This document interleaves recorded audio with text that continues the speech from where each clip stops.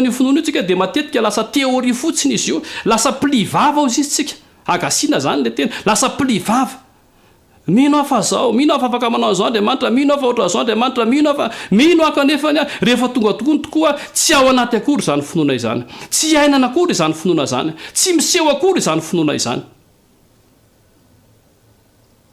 Kanefa zavatra tokony masaka ohatsy atsika manoloana indrindra ny toe-javatra izay misy atsika amin'izao fotoana zao, dia mametraka fanontaniana hoe inona moa zany ny zava-dehibe sy maika ilain'ny kristianina.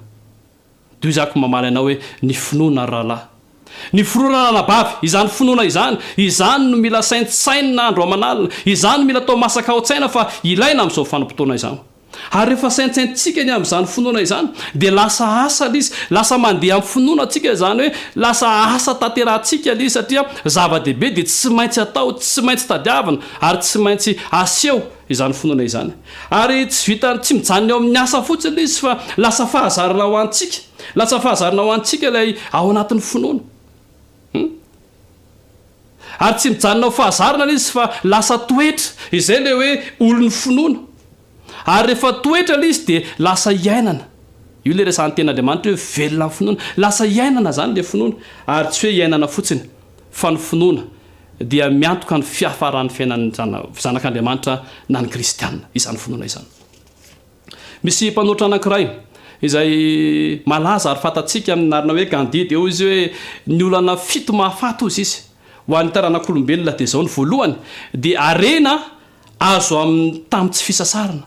Be dia be ny olona izay mety mitady arena amin'ny fomba hafahafa, tsy ny sasarana fa ohatrany hoe mitavana anatsembohan'ny sasany na fametsifetsena sy ny sisa, tsy ho resantsika be dia be iny. Fa ny faharoa dia hoe fandrarana tsy misy fenitra, zany hoe zay azom-bola fotsiny no atao, na mety na tsy mety io zavatra atao io dia zay azom-bola aloha, na zavatra halatra ty varotany ty, na zavatra ara-dalanty varotany ty. Ny zava-dehibe dia hoe mivarotra aloha, mahazo vola aloha, zay le atao hoe fandrarana tsy misy fenitra.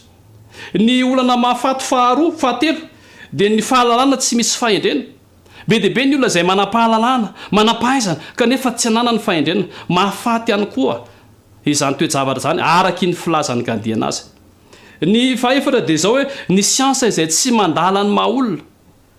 Ny fahadimy dia ny fahafinaretana tsy misy fisainana, izany hoe atao daholo izay tiana atao rehetrarehetra, tsy malala izay fiafarana, tsy malala izay vokany, fa dia rehefa fahafinaretana dia atao. Mahafaty ihany koa zany zavatra zany.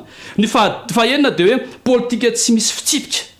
Ary ny fahafito izay zava-dehibe tsy indritsika eto dia hoe ny fivavahana tsy misy aina, ry havana. Amin'ny maha-kristianina antsika dia io aloha ny zavatra resantsika hoe ny fivavahana tsy misy aina dia mahafaty ozy izy. Ity farany ity no fateo antsika, nahoana moa no ilazany amin'ny maizy azy, amin'ny mangadiana azy, fa mahafaty izany fivavahana tsy misy aina izany.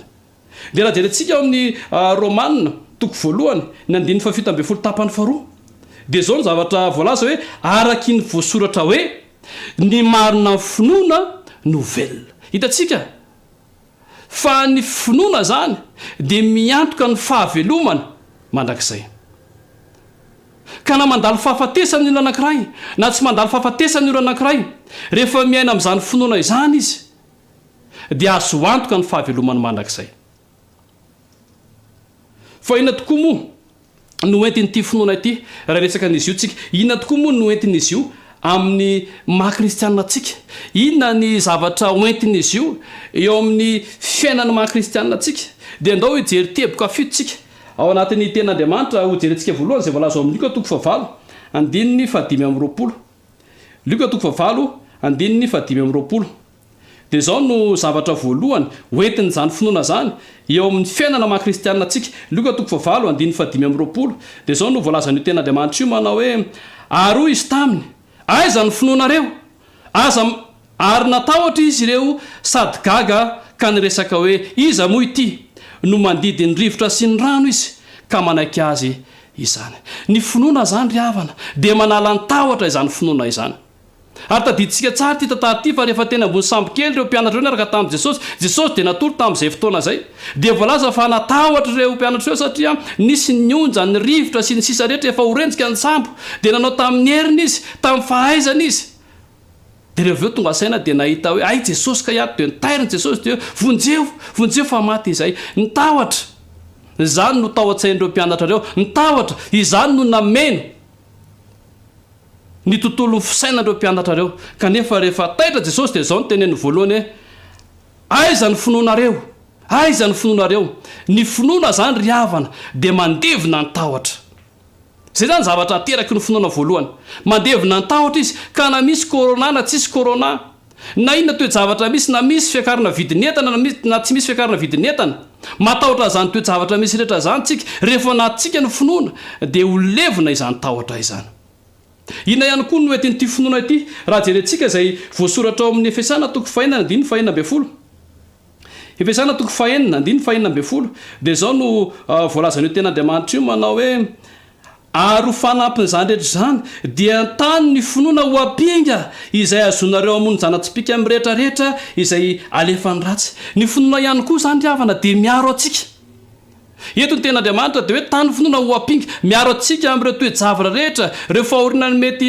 hiantsady amin'ny fiainatsika hianjady amin'ny fiainatsika ireo toe-javatra rehetra izay mety ampalemin'ny finoantsika amparefo ny fatoka isantsika n'Andriamanitra dia io finoana io zany no ampinga miaro atsika ho amin'izany toe-javatra rehetra zany tsy hoe miaro fotsiny finoana na hoe manana tahotra fotsiny fa ny fahatelo dia zao mampahery koa izany finoana izany ao amin'ny Romana toko fahaefatra andiny faharoapolo Romana toko fahaefatra andiny faharoapolo dia zao no voalazan'io ten'Andriamanitra io manao hoe ary tsy nianahana amin'ny teny fikasan'Andriamanitra tamin'ny tsy finoana izy fa nampahereziny finoana ka nanome voninahitra an'Andriamanitra hitatsika fa ny finoana zany dia mampahery koa izany finoana izany ary mahatonga atsika hanome voninahitra an'Andriamanitra satria azo antoka ny valim-bavaka rehetra azo avy amin'Andriamanitra ina ihany koa ny vokatra tsara izay ateraky ity finoana ity rehefa ao anatsika izany finoana zany marika toko fahafolo andiny faharoa amin'ny dimapolo marika toko fahafolo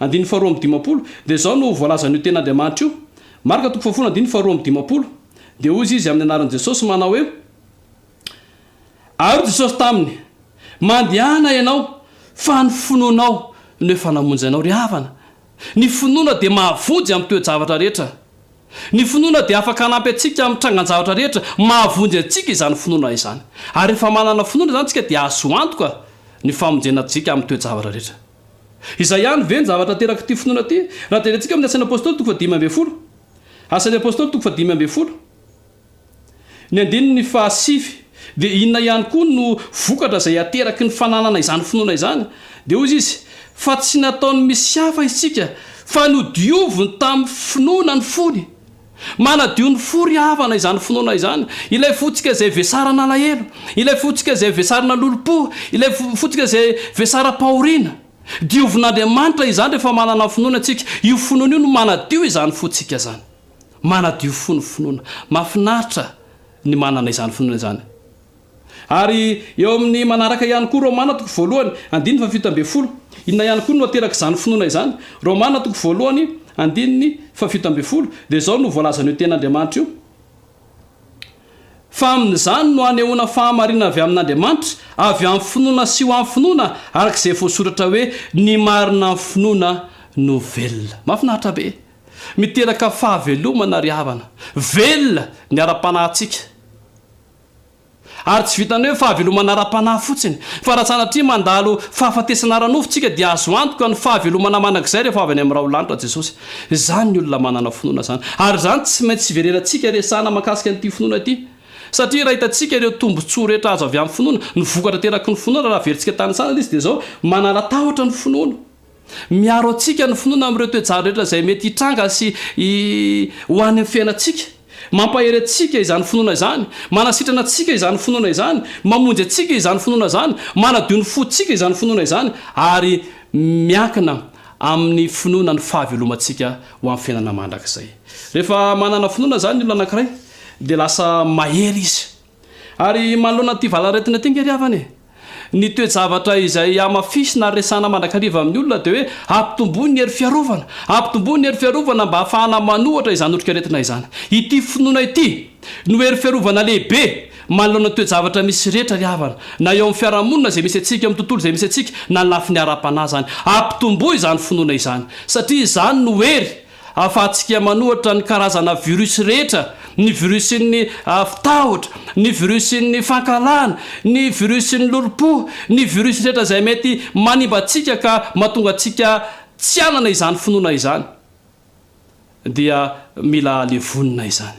Ary ty finoana ity io no hery afahantsika manohatra izany toejavatra rehetra izany. Dia ozy izy vavaky ny mpianatra tamin'izay fotoana zay raha jerentsika ao amin'ny liko toko fa 7:15 ozy izy vavaky ny mpianatra manao hoe liko toko 7:15 ary ny apôstôly tamin'ny tompo ampitomboy ny finoanay ry ava malala isany ry mpanatrika malala isany ry mpiaino malala isany fotoana zay angatantsika amin'Andriamanitra izao fotoana izao ampitomboana izany finoanantsika izany. Satria izany finoana izany no manala ny tahotra rehetra, izany finoana izany no miaro atsika, izany finoana izany no mampahery atsika, izany finoana izany no manasitrana atsika, izany finoana izany dia mamonjy atsika ary izany finoana izany manadio ny fo sy mamelona miantoka ny fahavelomantsika. Noho izany ndao tsika iray feo ampianatra androany ka anao an'ity teny ty hoe tompo ampitomboy ny finoanay satria fotoana ilana izany indrindra izao. Ary eo amin'ny Joda toko 1:20 dia izao no voalaza ny ten'Andriamanitra. Joda toko 1:20 dia ozy ny ten'Andriamanitra manao hoe vakitsika amin'ny ran'i Jesosy fa ianareo kosa ary malala dia ataovy izay androsonareo amin'ny finoanareo masina indrindra ka mivavaha amin'ny fanahy masina. Le finoana zany tsy hoe ampitomboana fotsiny fa mila mpandrosona koa izany finoana izany ary ny antoka voalohany afahantsika mampitombo sy mampandroso izany finoana izany dia tsisy afa-tsy amin'ny alalan'ny fivavahana irery ihany. Tsy resaka mirakla akory izy ity na resaka mazy fa itsika no mila resy lahatra ny fahalebiaza zany finoana izany, mila mangataka amin'Andriamanitra atsika sahala amin'ny nataon'ny mpianatra hoe ampitomboy ny finoanay. Ary ao amin'ny Romana toko 10:17 dia miresaka amintsika fa io finoana io Romana toko 10:17 dia miresaka an'izao izy hoe koa ny finoana dia avy amin'ny toroteny ary toroteny kosa dia avy amin'ny teny Kristy. Ny finoana zany dia azotsika avy amin'ny alalan'ny tenin'Andriamanitra izany. Dikan'izay zany mila ampitombotsika ny fandiniana tenin'Andriamanitra, mila ampitombotsika ny fianonan'ny tenin'Andriamanitra, mila ampitombotsika ny famakianan'ny tenin'Andriamanitra ary mila iainatsika izany zavatra izay vakina sy ianotsika izany araka voalazan'ny Apokalipsy. Rehefa mangataka amin'Andriamanitra zany tsika mivavaka hoe ampitombo ny finoanay dia misy finoana mila ranasa dia ny asa izay andrasana amintsika zany dia ny famakiana, ny fianona ary fankatoavana izany tenin'Andriamanitra izany. Ito am-pamaranana dia tia maky izay voalaza amin'ny Korintana voalohany toko 4:17 andininy 17 Korintana voalohany toko 4:17 andininy 17 dia izao no voalaza ny tenin'Andriamanitra io manao hoe miambena ianareo tomoera tsara amin'ny finoana aoka hitombanda mahereza.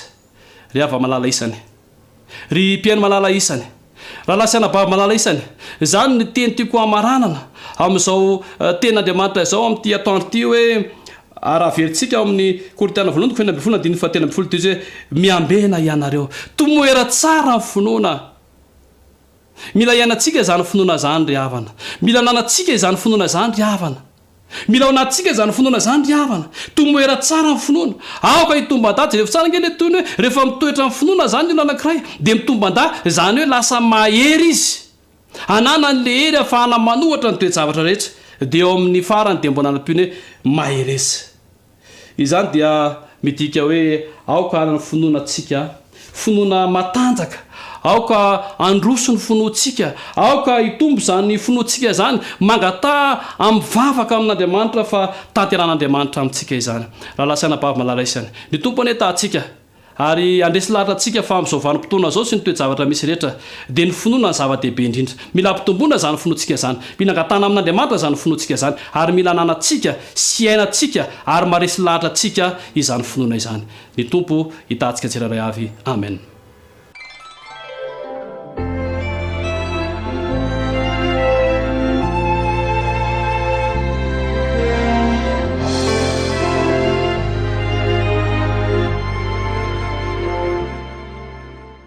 Mahafinaritra ny sabata ry nataon'Andriamanitra mba hitantsika fifaliana izany eo amin'ny lafiny rehetra indrindra eo amin'ny fiderahantsika sy ny fiainontsika ny teniny.